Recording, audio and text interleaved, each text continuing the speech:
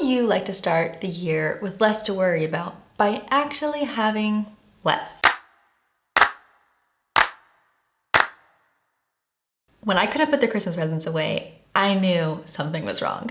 The organization systems in this house had completely broken down and it was time for a refresh. I decided to take the week between Christmas and New Year's to put things away properly and fix things that weren't working room by room. During that time, I also had to juggle our trip to Geneva, the stomach flu which hit us unexpectedly, and 2 completely Looney Tunes toddlers bouncing around the house. I was trying to finish before January 8th, which was the day that my kids were set to go back to school and peace could be restored. Let's see how I did. This year, I was lucky in that I had very little to actually declutter. I guess that's what happens when you do a transatlantic move and just move with 8 suitcases and 12 boxes. You pretty much start over from scratch. So the good news is I have already gotten rid of 98% of the stuff that I don't need. The better news for you is that I actually made a list of 100 of those things that you can declutter right now. It's in the description below. Grab your link so you can declutter along with me. But the bad news is that I have accumulated a whole house worth of stuff in just a year. And now Christmas won't fit away.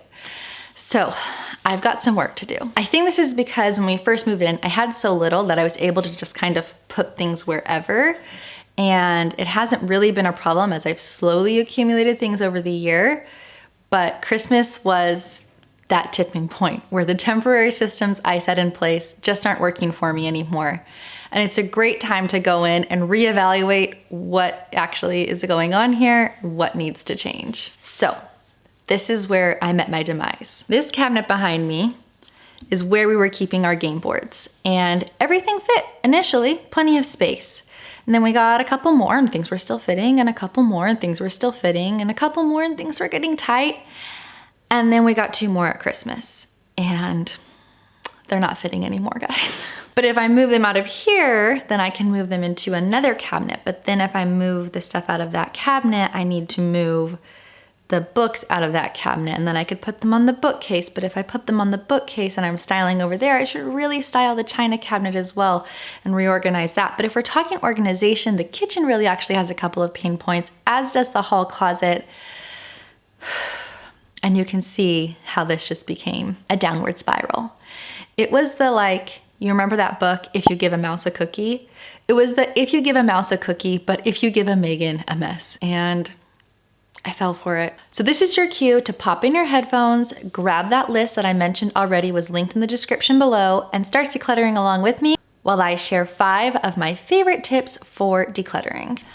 I'm a big fan of Gretchen Rubin and her work around happiness. One of her books is called Outer Order, Inner Calm. And I know this isn't the case for everyone, but it certainly resonates with me. Bringing order to the things around me has an actual visceral response on my body. I feel my tension release, and I can better organize the thoughts in my own mind and not get so distracted by what's right in front of me, which is often a mess. We are not true minimalists, but if I had to skew one way or the other, I'd say I'm closer on the minimalist versus maximalist debate. I just love to get rid of things I don't need. I always feel my breath in that fresh, empty space. But I know not everyone is like that.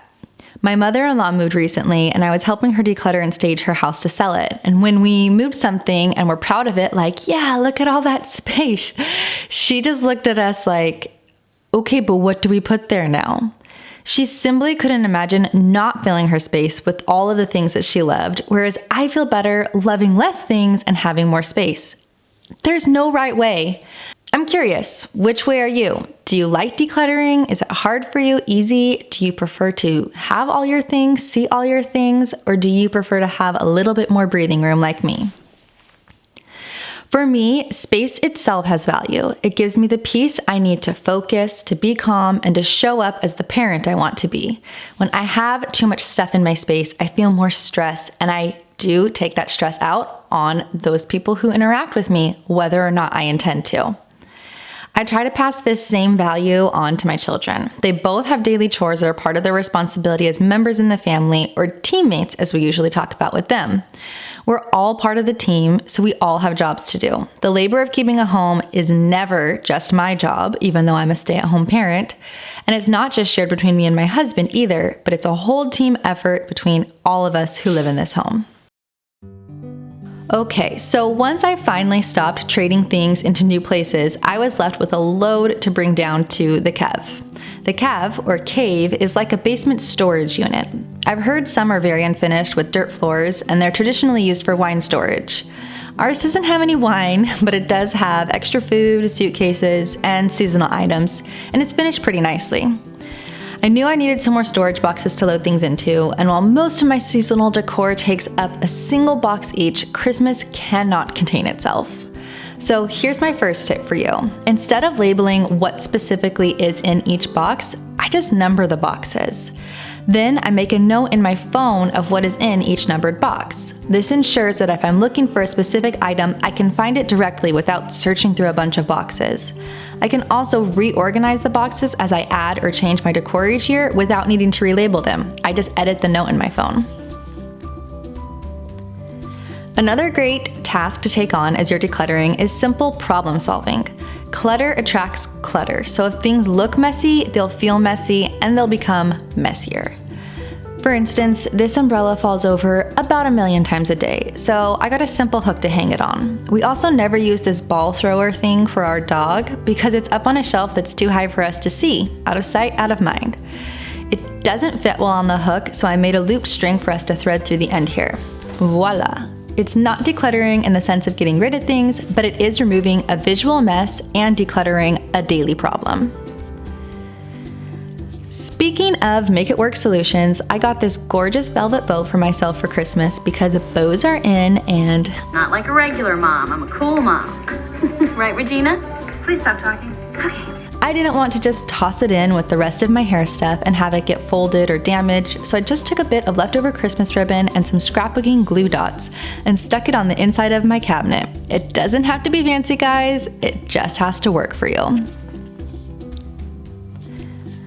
My next tip as you're decluttering is to bring a trash can with you and make piles of things going into different rooms or places.